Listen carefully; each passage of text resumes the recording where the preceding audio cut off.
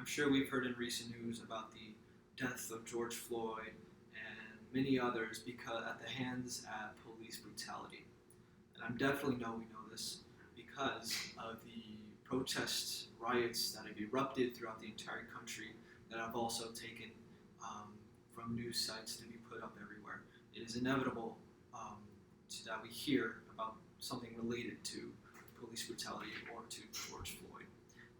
The fact that that's even happening when we have a global issue, a pandemic, being shared the spotlight with the police brutality in the USA goes to show how big of an issue this is.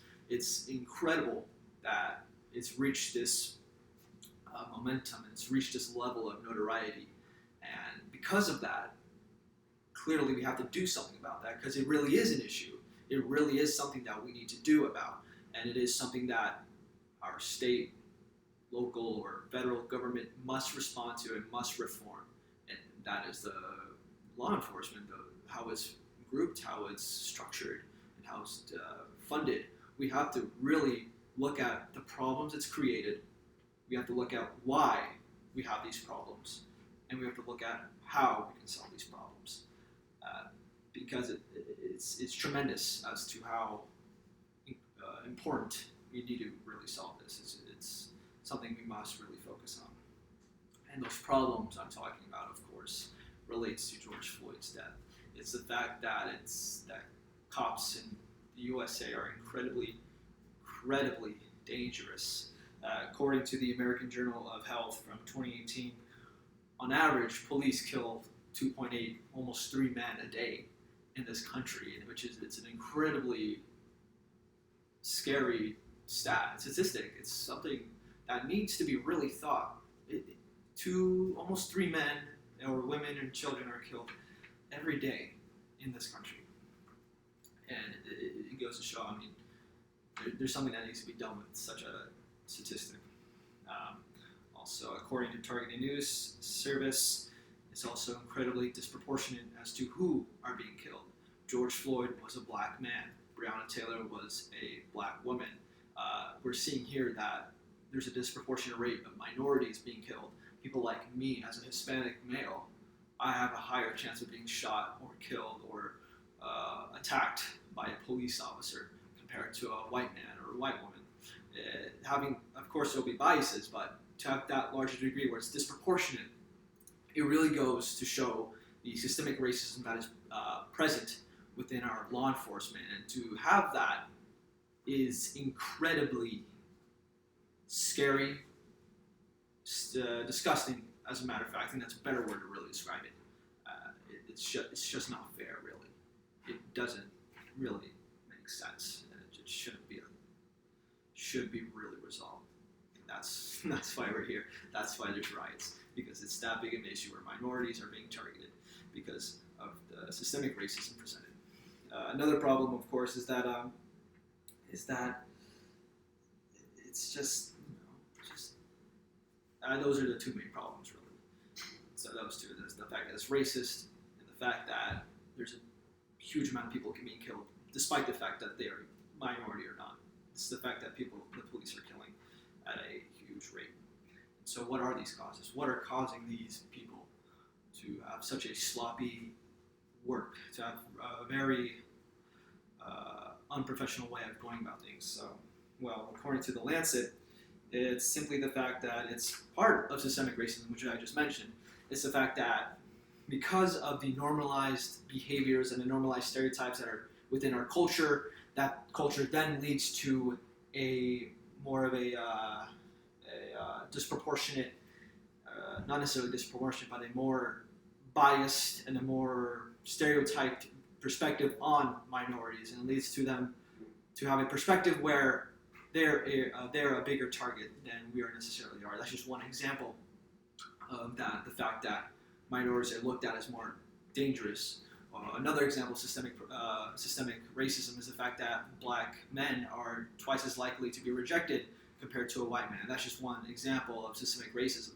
It's the fact that the authorities and the higher bubs and those in power have a bias against minorities. They are simply put racist, which is in turn leads to systemic racism. That's one issue that is causing. Police brutality is just one aspect. It's one facet of systemic racism. Another cause of this police brutality may not be as race linked as to really a lack of training. And I want to bring this up. This was pointed to by Poynter Institute. In Finland, each police officer must go through 2 years of training and education. In Finland, since 2000, there have only been 7 people dead. 7 people killed by police there. In Norway, police officers receive 3 years of training. Since 2002, there have only been 4 people killed by police there. And also supported by Statista, another website that produces statistics, the U.S. Officers that we have here only need 8 months of training and education, 5 months specifically learning, and 3 months out in the field. Just this year so far, there have been 506 people dead from police attacks and shootings. Pardon. Just in 2019, 1,004 people were killed from police attacks and shootings. 2018 produced 996 people. Of course, the U.S. have a larger amount of people in their country, but even then, it's still significant to the point where it's 100 times the average in other Scandinavian and European countries where they have where their officers receive formal education. But while here in the U.S., we've received very little compared to that, and we've had a huge turnout, a huge yield of deaths from police. And so having that, it goes to show that it is part of systemic racism that's been implanted in our country's government, and it's also the fact that it's just not enough training that we've given to our police officers. So those two parts really link together, which is creating this huge issue that we have currently in the USA. And so how do we solve this? How do we really separate the two and try to resolve this? So according to another article from the American Journal of Public Health, we could change the use of force procedures that the police currently use. For example, the way George Floyd was killed, it was with a police officer kneeling on his neck, which then led to him dying of asphyxiation.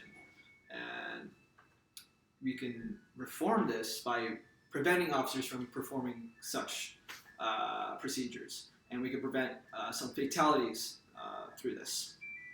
Another solution, which was in a congressional document and that was published, is the Justice in Police Act, which is a new act, or that is being voted in soon, which removes problematic police officers, which removes people that may be of a higher chance of producing police brutality offenses, and gives off a bigger surveillance on police officers, so we can prevent these attacks from happening, or we can have these attacks documented, recorded, and then have those people be liable for justice. So we make sure that these people don't get away with it at the very least. Another solution we can actually have, which has been a very debated topic actually as well, which is produced from the ACLU, which is the American Civil Liberties Union. It's the concept of defunding the police, and it's a very broad term, but what it can necessarily mean is that we redistribute the funds that the police currently receive and put it into a better investment. So, for example, the police departments or every police department in the U.S. is paid around, in total, $100 billion.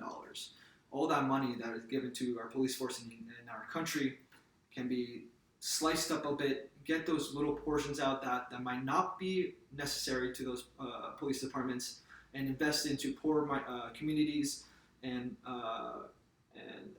cities where poor people or people of lower income or minorities might need that funding so we can prevent crime, because crime is not necessarily random. It's not something that is done on action. It's because of these poor people not having the resources to help themselves, and so they are forced to perform these crimes. And if we give funding to those communities, we can totally prevent this form of crime. So we can actually reduce crime just by supporting them. We don't necessarily have to give more money to police officers to prevent more crime. We can just give that funding to prevent crime from the first place.